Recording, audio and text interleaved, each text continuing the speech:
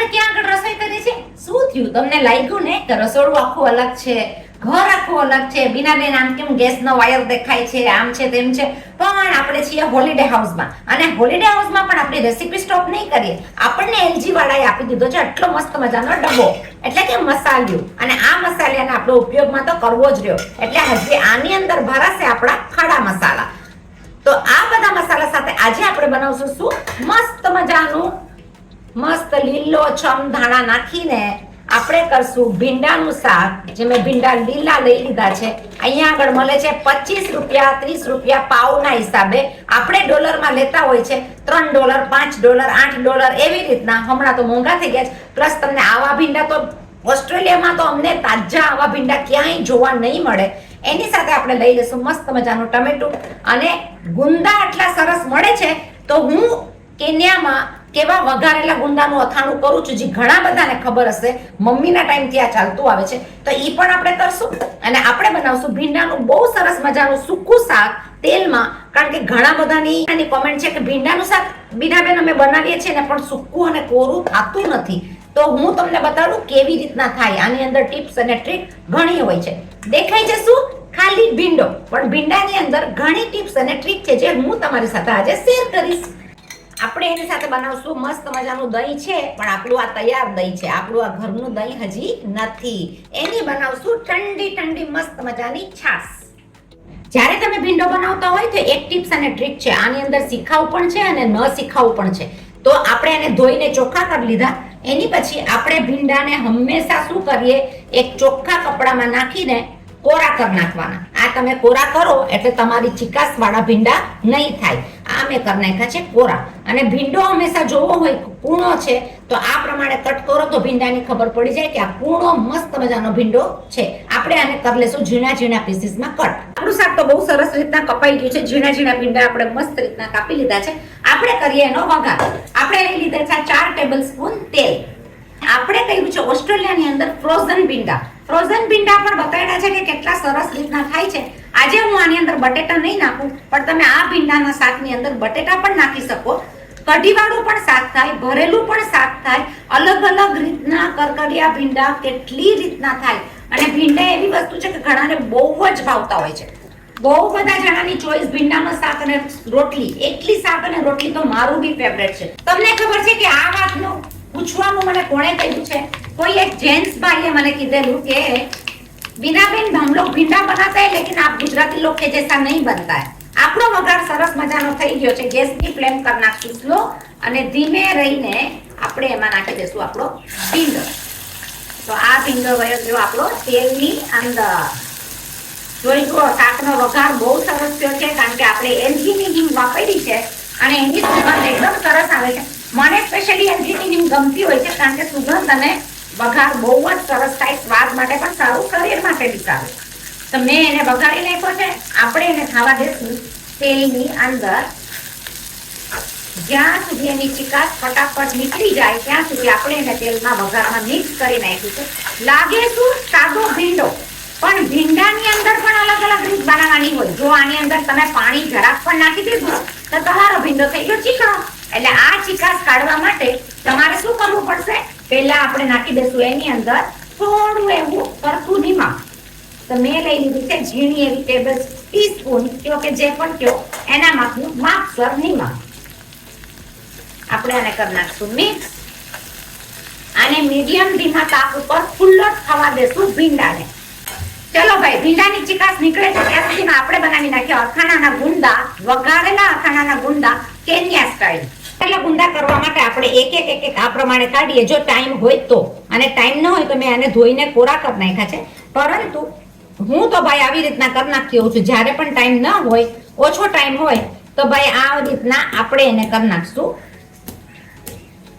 ઓસ્ટ્રેલિયામાં તો અત્યારે ગુંદા આવા જોવા મળશે બી નહીં. આમ પણ જોવા મળતા જ નથી. બહુ સિઝનમાં ફેબ્રુઆરી મહિનામાં તમને થોડા જોવા મળે. તો નિમક વાળો હાથ કરીને એના ઠળિયા આ પ્રમાણે કાઢવાના હોય છે, જેથી કરીને તમારા ચીકણા હાથ ના થાય. મેં લઈ લીધું છે નિમક, અને હું આ બધા ગુંદા આ પ્રમાણે ખોલી નાખીશ. તો આપણા આ થઈ ગયા ગુંદા નિમક વાળા. ચલો ભાઈ આપણે કરી નાખશું છાશ. એની માટે મારી પાસે વર્ષો જૂનું આ મને બહુ પસંદ હોય છે, કારણ કે આની એક્સરસાઇઝ બહુ જ સરસ થાય. તમે જોયું, તમે જે હાથની એક્સરસાઇઝ કરતા હો છો ને, આનાથી ને બધી આપણી નર્વ્સ પણ સરસ રીતના દબાય અને છાશ પણ બહુ સરસ થાય. આને કહેવાય વલોવેલી છાશ. તો બાગોડાની અંદર આપણી છાશ તૈયાર થઈ ગઈ છે, મસ્ત મજાનું. આ જશે ફ્રી. તમે કહેશો બીનાબેન શાક તો થઈ જવાય એવું હશે, જોયું તમે ભૂલી તો નથી ગયા ને? નહીં રે બાબા, આપણે આવી ગયા શાકની બાજુમાં. આપણે નાખી દેશું એમાં માપસર, એટલે કે ઝીણી એવી ચમચીથી મેં લીધું છે, પણ માપ પ્રમાણે નિમક.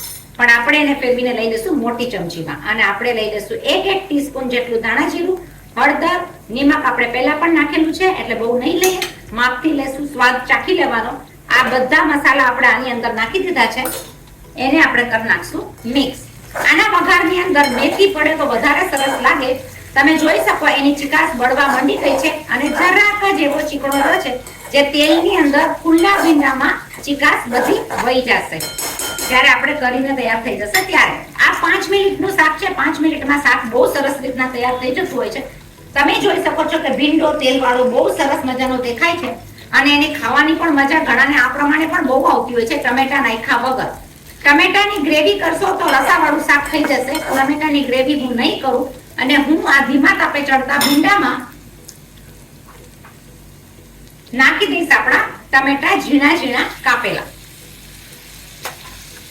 આને હું થવા દઈશ તેલની અંદર જ ખુલ્લો. આ ભીંડા ઉપર પાણીની થાળી નથી મૂકવાની કે પાણીનો એક ટીપું પણ નાખવાનું નથી, અને શાક તમારું થઈ જશે એકદમ જ સરસ. તો જુઓ તમે, ઓસ્ટ્રેલિયાની રસોઈ અને ઇન્ડિયાની રસોઈમાં કેટલો ફરક છે. એટલે કે ભારત દેશની રસોઈમાં તો ભાઈ એનો સ્વાદ, એની સુગંધ આખા બધા પાડોશીને પણ આવે કે શાક બહુ સરસ મજાની સુગંધ આવે છે. આપણું શાક તૈયાર થઈ ગયું છે, અને આપણે એને ટમેટા મેલ્ટ થાય એટલે 2 સેકન્ડ માટે રાહ જોશું કે ટમેટા મેલ્ટ થઈ જાય, પણ ખુલ્લા. દાણા કોઈ નાખતા હોય છે, કોઈ નથી નાખતા. હું પણ નથી નાખતી હોતી, પણ લીલાછમ દાણા મને મળ્યા છે તો મન થઈ ગયું કે થોડો દાણાનો ફ્લેવર પણ આવવા દઈએ, અને મેં લઈ લીધા દાણા. હવે જોઈ જુઓ કે તમારું શાક એકદમ કોરું થઈ ગયું છે અને બહુ સરસ મજાનું શાક થયું છે. એની ડાળખી પણ લઈ લીધી છે, ચડી જશે, સ્વાદમાં બહુ જ સરસ લાગશે. તો તમે જુઓ શાક આપણું બહુ સરસ મજાનું થયું છે. આ શાક તો ભાઈ બનાવવું રહ્યું. આ શાક એકદમ સરસ લાગે રોટલી સાથે, પરાઠા સાથે, ભાત શાક સાથે, અને એની સાથે દાળ ભાત શાક રોટલીની આખી થાળી તમને પીરસશું. તો જોતા રહેજો, આગળ આગળ થાળી પણ જોવા મળશે. શાક થઈ ગયું આપણું મસ્ત. આપણે આ ગુંદાને બહુ મસ્ત મજાના વઘારેલા મસાલાવાળા ગુંદા કરશું. કેવી રીતના કરીએ છીએ જુઓ તમે. આપણું તેલ થઈ ગયું છે ગરમ. આપણે એની અંદર લઈ લઈશું રાઈ. એની સાથે હું લઈ લઈશ મારી મનગમતી એલજીની હિંગ. હિંગની સાથે હું લઈ લઈશ વઘારની અંદર ગુંદા. તમે જોઈ શકો મસ્ત મજાના વઘારના ગુંદા આપણા વઘારાઈ ગયા છે, અને એકદમ સરસ મજાના તેલની અંદર દાળ બેસે છે. તો હું નાખી દઈશ એની અંદર માપથી નિમક. આપણે જેની અંદર ગુંદાનો વઘાર કર્યો એની અંદર આપણે નાખી દઈશું હળદર, મરચું. આમાં જશે હળદર, મરચું અને નિમક. તો આપણે નાખી દીધું છે મરચું. આપણે એને કરી નાખશું મિક્સ, અને આ આપણા મસાલાવાળા ગુંદા એકદમ સરસ મજાના તૈયાર થઈ ગયા છે. આ આપણે ભીંડાના શાકની સાથેની થાળી આખી તૈયાર થઈ ગઈ. તો આપણે આપણી ડીશમાં લઈ લેશું ભીંડાનું મસ્ત મજાનું શાક. તો એની સાથેની આખી ફૂલ થાળી આપણી તૈયાર છે. મસાલાવાળી મસ્ત મજાની દાળ, ગુવારનું શાક, ભાત છે, અથાણા છે. અથાણા પણ તમે જુઓ આપણી ચેનલમાં છે. ફુલકા રોટલી છે, તો આખી ચેનલની રોટલી, થાળી, દાળ ભાત, શાક, રોટલી બધું તૈયાર છે. એની સાથે ઇન્ડિયાની અંદર મસ્ત મજાની રત્નાગીરી કેરીની સિઝન છે, તો આપણે કેરી પણ કાપીને રાખી છે.